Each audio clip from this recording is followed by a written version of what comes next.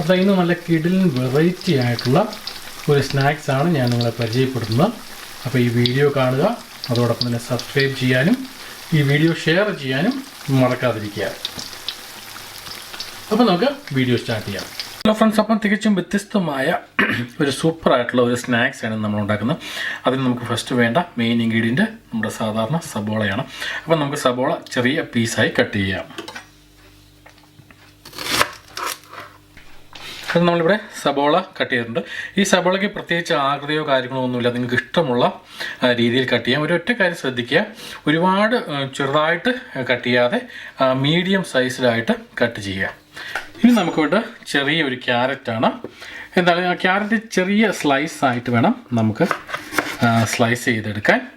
ഭയങ്കര കട്ടി പാടില്ല. അപ്പോൾ അതുകൊണ്ട് നമുക്ക് ഇതിന് ഈ ചെറിയ ക്യാരറ്റ് 2-3 പീസാക്കി മാറ്റാം.